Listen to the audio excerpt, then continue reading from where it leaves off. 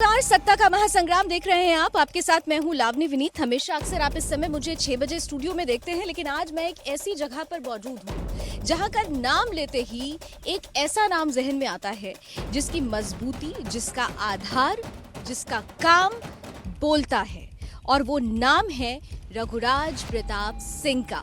नाम लेना ही काफी है। प्रतापगढ़ की कुंडा सीट, कुंडा जहन में आते ही रघुराज जी का नाम सबसे पहले आता है, और यहाँ के लोगों के लिए वो रघुराज प्रताप सिंह नहीं बल्कि प्यारे राजा भैया हैं। राजा जी, बहुत बहुत स्वागत है आपका। प्रतापगढ़ में प्रणाम। राजा भैया ही बोल के मैं पूरे शो को करूंगी क्योंकि आप जनता के प्रिय हैं।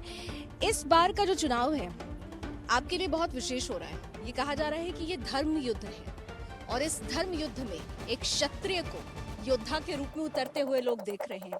कितना बदला? नहीं, ऐसा नहीं है।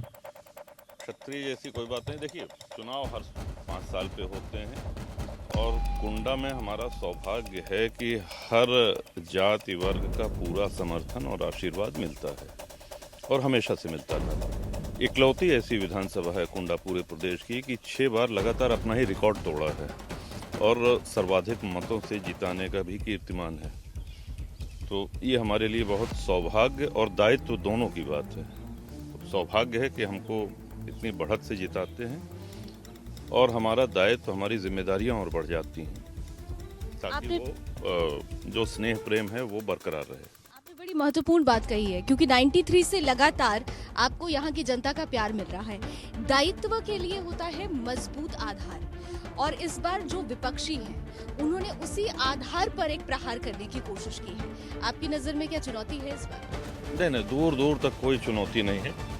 असल में मीडिया वालों को कुछ चाहिए हाइप करने के लिए, तो हम तो यही कहेंगे, हमने कभी किसी प्रत्याशी का नाम नहीं लिया, कभी किसी दल का नाम नहीं लिया, किसी की निंदा नहीं करी, किसी के लिए अपशब्द नहीं बोले, और मंच और माइक की भाषा और गरिमा का विशेष ध्यान दिया है। इसके पहले भी लोग लड़ चुके हैं, इस बार भी लड़ रहे हैं। कोई नई बात नहीं है और कोई चुनौती नहीं है। यहाँ चुनौती सिर्फ एक है कि पिछले बार के मार्जिन से अधिक की जीत हासिल करना। आपकी बार 1.5 लाख पार जी, आपकी बार 1.5 लाख पार। हाँ, ये सम्मानित जनता का नारा है, ये हमारा नारा नहीं है। वही लोग हर बार एक नया नारा देते हैं। पिछली बार 1 लाख पार कहा था, 1,04,000 से जिताया, और पिछला जो रिकॉर्ड है उसके आगे, उससे बढ़ करके जीत हासिल करना, ये इसी के लिए सब प्रयासरत हैं, और वो भी होगा। बड़ी महत्वपूर्ण चीज होती है राजनीति में, परसेप्शन बहुत मायने रखता है, और इस बार की हम राजनीति में देख रहे हैं कि आपको लेकर जो विपक्षी हैं या जो दूसरे राजनीतिक प्रतिद्वंदी हैं आपके, उन्होंने एक परसेप्शन क्रिएट करने की कोशिश की कि दबंग सियासत या सियासत में दबंगई। क्या इस खाचे के लिए आपको फिट बैठाया जाए कहीं पर, या सिर्फ उनका परसेप्शन है?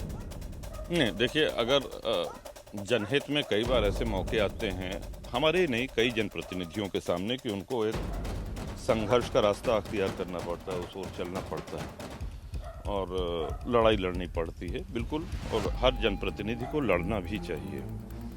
तो वो तो पहचान रही है हमारी, जनहित से कोई समझौता नहीं, और जब भी मौका आया है आगे बढ़ चढ़ के। ये कोई हमारी निजी लड़ाई नहीं होती है, ये क्षेत्रवासियों के लिए और क्षेत्र के विकास से संबंधित होती है, तो वो तो जारी रहेगी। अब उपाधि चाहे दबंग की मिले, चाहे कोई बाहुबली कह दे, वो एक अलग विषय है। विषयों में मुद्दा बड़ा मायने रखता है। आपका मोर्चा, मुद्दा, मैदान इस बार बिल्कुल अलग तरीके से है। वो विशेष मुद्दा जो राजा भैया ने शुरू से अपनी जनता के लिए अपने मन में बिठा कर रखा, वो क्या मुद्दा रहा? देखिए, 6 बार निर्दलीय जीतने के बाद पहली बार हम दल से लड़ रहे हैं, जनसत्ता दल का गठन हुआ है, तो ये हमारे लिए भी नया अनुभव है। कुंडा के मतदाताओं के लिए भी नया अनुभव है कि पहली बार दल को वो समर्थन कर रहे हैं, उन्हीं का दल है। और मुद्दे कई हैं। वैसे तो जनसेवा संकल्प पत्र जो हमारा घोषणा पत्र है वो हम दे सकते हैं आपको, आप ले भी लीजिएगा, लेकिन मुख्य रूप से किसानों की समस्याओं को हम उठाते रहे हैं। जब हम किसानों की बात करते हैं तो आप, यानी कि सभी मीडिया, उत्तर प्रदेश में सिर्फ गन्ना किसान और पश्चिमी किसान की बात करते हैं। उत्तर प्रदेश में, पूर्वांचल में, बुंदेलखंड में जो किसान हैं वो लघु सीमांत कृषक हैं, छोटे हैं, गरीब हैं। यहाँ के किसान 2 पहिए से चलते हैं, वहाँ के किसान मर्सिडीज और ऑडी रखे हैं, तो ये फर्क है। और इन किसानों की कोई आवाज़ नहीं है, इनकी ज़रूरतें, इनकी मांग भी छोटी छोटी है, या इनकी समस्याएं भी अपेक्षाकृत बहुत छोटी हैं और जेन्युइन हैं, असली हैं।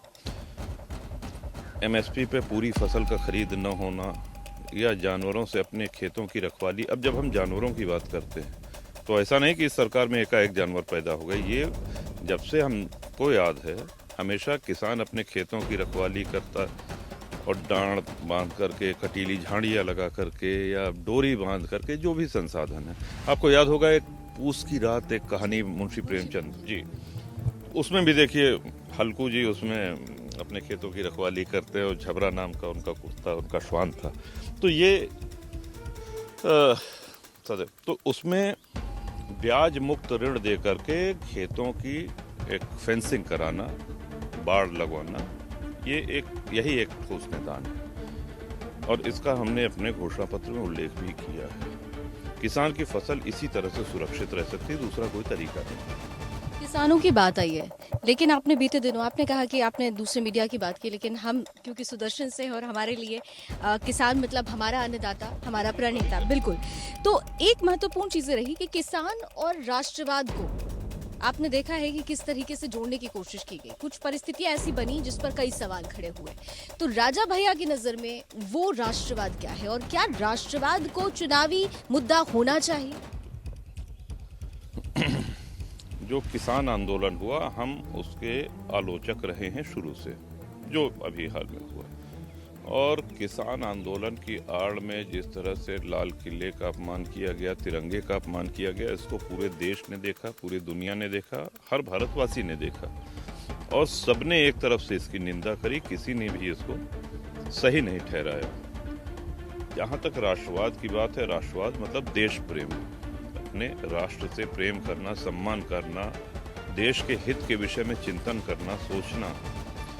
ये कोई ज़रूरी नहीं है कि सिर्फ राजनीति जो करें उन्हीं के अंदर, ये सबके अंदर होना चाहिए। और जहाँ तक मैं समझता हूँ कि लगभग सभी लोगों के अंदर ऐसी भावना होगी। अब वो भारत टुकड़े होंगे, गैंग, वो एक अलग विषय हो गया, जेएनयू का या उस तरह का। लेकिन हाँ, कोई व्यापारी है, कोई खिलाड़ी है, कोई किसान है, आप देखिए सीमा पे ज़रा भी कुछ खतरा होता है तो तुरंत भावनाएं हम सभी लोगों की जागृत हो जाती हैं। लेकिन कई राजनीतिक पार्टियां हैं जो उस पर भी सवाल खड़े करने लगती हैं। आप समझ रहे मेरा इशारा किस तरफ है, क्योंकि आप उस पार्टी के भी बहुत करीबी रहे हैं। बिल्कुल, अगर कोई देशभक्ति पे, देश प्रेम पे अगर कोई करता है तो वो गलत है, वो गलत है। अच्छा, थोड़ा पॉलिटिकल और आपके क्षेत्र से जुड़ी हुई बातें करते हैं। अभी कुछ दिन पहले आपने देखा कि अखिलेश यादव जी यहाँ आते हैं और यहाँ पर जिस तरीके की वो बात करते हैं, वो क्या आपको लगता है कि वो अपने लिए ही गड्ढा खोद कर चले गए? ऐसा लग रहा है आपको? ये अवध की धरती है, और हम हमेशा से कहते हैं कि भाषा, संस्कृति, अदब, तहजीब, शिष्टाचार की धरती है। बहुत यहाँ की बोली भी बहुत मीठी है, लोग बोलते भी बहुत अच्छा है, मीठा बोलते हैं और व्यवहार कुशल। तो इस भाषा का हमारे यहाँ कोई स्थान नहीं है। उनका जो बयान आया उसको लोगों ने पसंद नहीं किया, और पूरे प्रदेश में लोगों ने उसकी भत्सना करी। योगी जी की बी टीम आपको करार दे दे। आप कहा जा रहा है कि निर्दलीय तो आपका वर्चस्व था ही, तो फिर पार्टी लाने की जरूरत क्यों पड़ी?